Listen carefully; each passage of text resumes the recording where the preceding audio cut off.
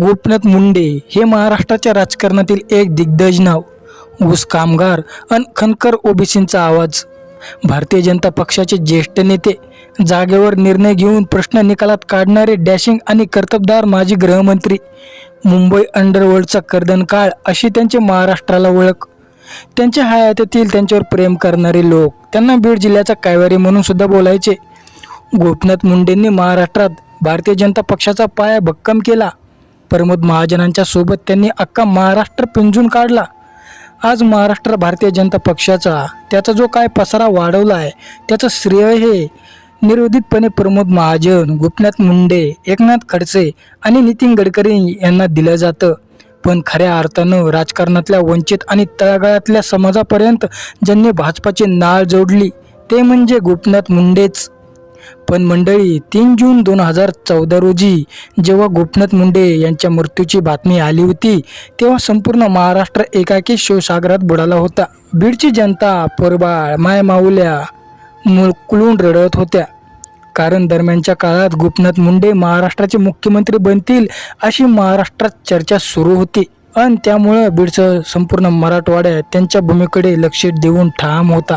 पण त्यांनी नरेंद्र मोदी यांच्या मंत्रिमंडळात मंत्रिपदाची शपथ घेतली आणि ती मुख्यमंत्रीपदाची चर्चा संपली असली तरी त्यांच्या मृत्यूबाबत मात्र आजही शंका उपस्थित केल्या जातात. मंडळी, काही जणांच्या म्हणण्यानुसार गोपीनाथ मुंडे साहेबांचा अपघात नाही तर त्यांच्यासोबत कोणतरी घातपात केला होता. पण मुंडेंच्या मृत्यूबाबत तशा शंका उपस्थित करण्याचं नेमकं कारण काय होतं, त्यांचा मृत्यू कसा झाला, हे सगळं सविस्तरपणे आपण या व्हिडिओमध्ये जाणून घेऊयात. मंडळी, गोपीनाथ मुंडे यांचा जन्म 12 डिसेंबर 1949 रोजी बीड जिल्ह्यातील परळी या तालुक्यात वडनाथरा या गावात झाला होता. त्यांनी प्राथमिक शिक्षण आपल्या गावातूनच मिळवले आणि नंतर पुणे विद्यापीठातून त्यांनी पदवी प्राप्त केली. गोपीनाथरावांचं बालपण हे खूप कठीण होतं, पण त्यांनी कधीही आपल्या स्वप्नांचा पाठ सोडला नाही. त्यांचा राजकीय प्रवास हा 1980च्या दशकात सुरू झाला, जेव्हा त्यांनी आपल्या गावातूनच पहिल्यांदाच पंचायत निवडणुकीत भाग घेतला होता. त्यांची नेतृत्व क्षमता आणि कार्यक्षमता पाहून लोकप्रिय होऊन ते पुढे आले.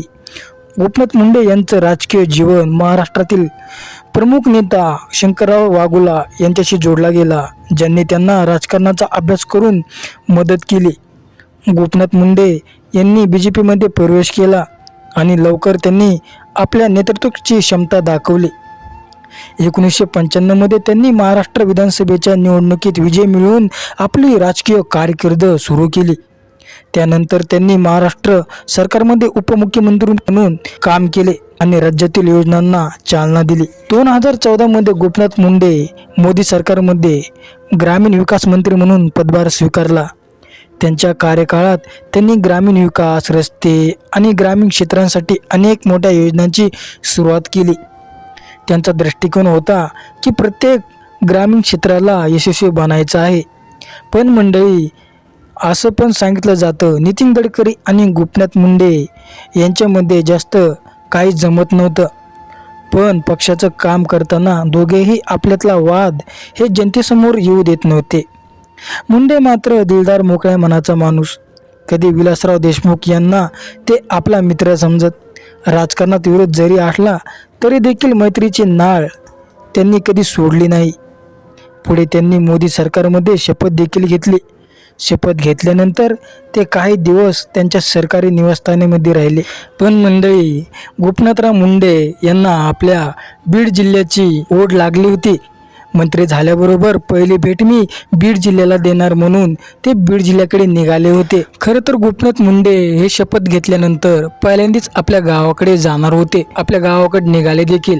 सरकारी निवासस्थानाहून ते विमानतळाकडे रवाना होत होते आणि त्यांचा वाटेतच अपघात झाला.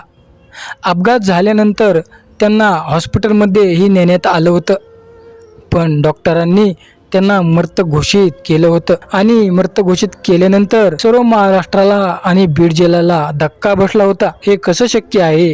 एवढ्याशा छोट्या अपघातामध्ये गोपीनाथ मुंडे यांचा मृत्यू कसा होऊ शकतो, ही एक आश्चर्याची गोष्ट होती. सर्व बीड जिल्ह्यासह महाराष्ट्र हा पोरका झाला होता. बीड जिल्ह्यामध्ये हा शोककळा पसरला होता. बातमी भरभराट पसरली. सर्व बीड जिल्ह्यातील जनता, मायबाप, गोरगरिबांचा कैवारी, बीड जिल्ह्याचा बापू आप्पा असं म्हणून देखील त्यांना ओळखलं जात होतं. पण आता बीड जिल्ह्याचा ढाण्या वाघ, बीड जिल्ह्याचा कैवारी बापू सर्वांना सोडून गेला होता. गोपीनाथ मुंडे यांचा अपघात झाला होता. महाराष्ट्राला धक्का देणारा हा अपघात होता. सर्व बीड जिल्ह्यातील जनता रडत होती आणि नंतर त्यांचा मृतदेह आपल्या मूळ गावी आणला होता. लाखोच्या संख्येने समुदाय जमला होता. मोठाले दिग्गज देखील गोपीनाथराव मुंडे यांच्या शरीरात पाहण्यासाठी आले होते. मंडळी, असे देखील प्रश्न उपस्थित केले जातात, गोपीनाथराव मुंडे यांचा मृतदेह झाला होता की अपघात? त्याच्यावरती देखील आर पाटील त्यांनी असे बरेच काही प्रश्न देखील उपस्थित केले होते. काहींच्या म्हणण्यानुसार काही पत्रकारांना याची माहिती देखील होती. आणि मित्रांनो, याचा संबंध अपघात की घात होता हाच सर्वांना प्रश्न पडला होता. पण मंडळी, तेच गोपीनाथ मुंडे ज्यांच्यामुळे भाजप घराघरामध्ये पोचलं होतं. गल्ली बोळामध्ये त्यांनी संघर्ष करत पक्ष वाढवला होता आणि तेच गोपीनाथ मुंडे भाजप पक्षाला सोडून गेले होते. मंडळी, शिवसेना आणि भाजप बाळासाहेब असताना त्यांच्यासोबत शिवसेना आणि भाजपची युती त्यांनीच केली होती असं देखील सांगितलं होतं. गोपीनाथराव मुंडे आणि बाळासाहेब ठाकरे यांच्यासोबत देखील त्यांचे संबंध हे चांगले होते. गोपीनाथ मुंडे यांचं जीवन आपल्याला शिकवते की कष्ट आणि संघर्षाच्या आडही आपल्याला ध्येयाकडे पोहोचता येतं. त्यांनी आपल्या संपूर्ण जीवनभर देशाची सेवा केली आणि प्रशासनात सुधारणा केली.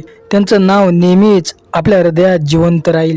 मित्रांनो, खरोखरच गोपीनाथ मुंडे यांचा अपघात झाला होता की घातपात झाला होता? आपल्याला काय वाटते? मंडळी, व्हिडिओ आवडलाच असेल तर नक्की शेअर करा, कारण हीच तर त्यांना खरी श्रद्धांजली आहे.